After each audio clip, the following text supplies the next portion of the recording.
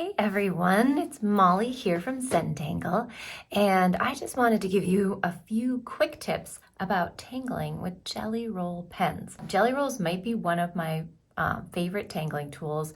They are super fun, they are so colorful, and they add little bits of awesomeness to your tiles in unexpected ways. When I'm using Gelly Rolls, I like to kind of like stretch their characteristics or the typical way you might see a jelly roll. So I'm always looking for ways to kind of challenge the jelly roll in ways that you might not see them normally. So that means you're taking materials and you're kind of being risky, and maybe you're using different materials, and it might take a little bit of a learning curve and exploration and ultimately discovery.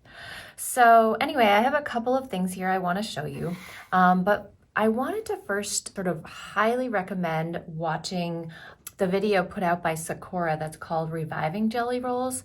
And it changed my world with my jelly rolls. I've had so many jelly rolls that I thought were dried out and I thrown out, which is like, I'm like being like, I can't believe I threw all those jelly rolls out. When they actually were not dried out, they were just hadn't been used for a while, or they had something stuck. And it really shows you how to sort of revive them and get them going again.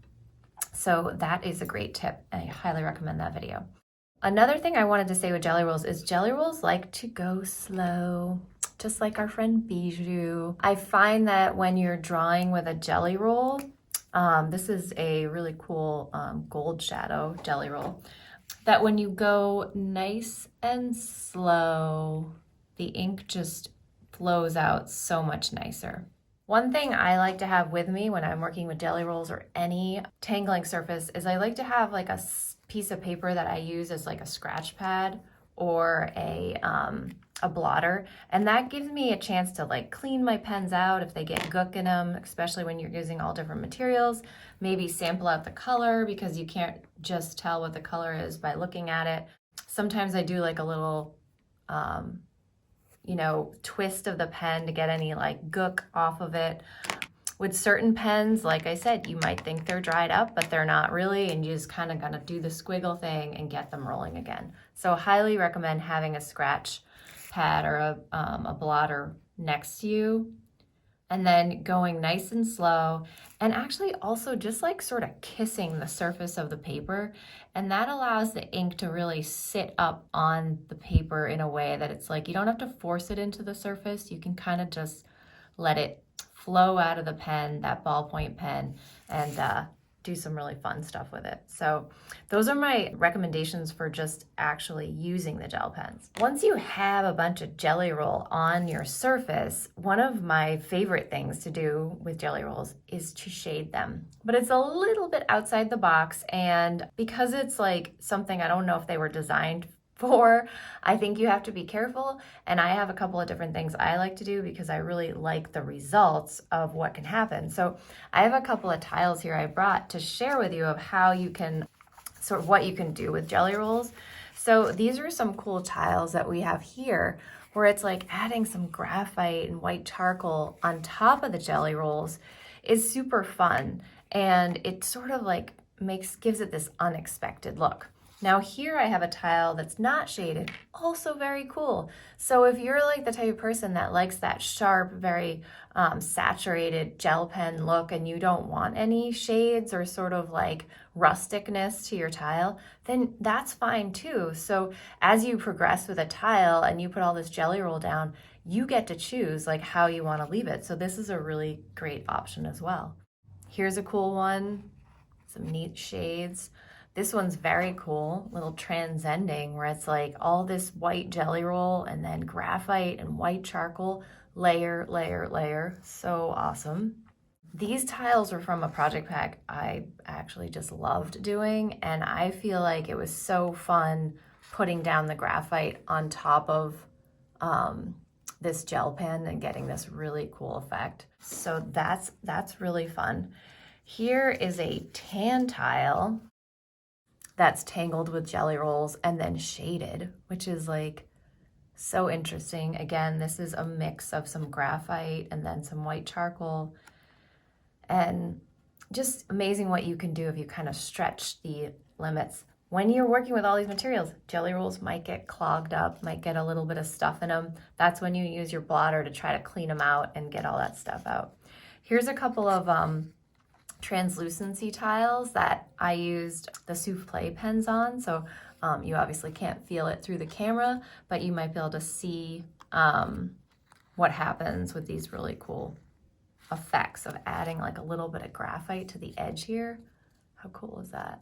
So neat. Love it. So it's a different look. It's up to you. A couple of tips. If you're going to use graphite on top of jelly roll, there are different jelly rolls and they react differently. Original jelly rolls, you can pretty much add graphite directly to them, I've found, especially if you're working on the more cottony papers. But if you want a more subtle look, one thing that I've been playing around with is just putting a bunch of graphite on my blotter and then taking my tortillon and kind of pulling it up and then just adding it a little bit lighter so that it kind of goes on softer. If you wanted to add it directly, this is a white jelly roll. You could add it directly on there, but it's going to be a little bit different and give it a different look.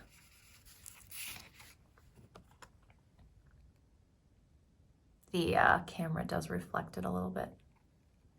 So different options. When you're working with any of the three-dimensional inks, the souffle or the glaze pens, they're a lot more fragile, and so you're taking a chance by adding graphite. I like to take chances, so I do it often. I think it's kind of fun. But again, I've been playing around with this technique of just adding the graphite to the tortillon and then playing around with putting a little bit of graphite over these souffle pens to see what happens. Like, what can I do? How can I add different effects? Maybe add some dimension here and there, play with it. So it's kind of some cool stuff that you can do. Look at that, so neat. So you can play around with some different ideas. These are on translucency tiles. You can play around with how it looks on black tiles, different tiles. I have a lot of fun with it, but definitely play around trying this tortillon trick because it won't scratch the fragile ink, but you'll still get the graphite on top. So highly recommend that. Any of the gel pens that have sparkles or metallic in them, I've found that when you try to add the graphite on top, it pulls off all the sparkles. So you might wait to add those kind of a pens in last. If you're going to do a bunch of shading on your tile, shade the tile first and then add the metallic or sparkly pens in last. That's all I have for you today. Just a couple tips working with jelly rolls. And ultimately, I just recommend playing around and discovering things on your own. And you're going to learn things that I didn't even know yet. So let me know what you find and let's have fun.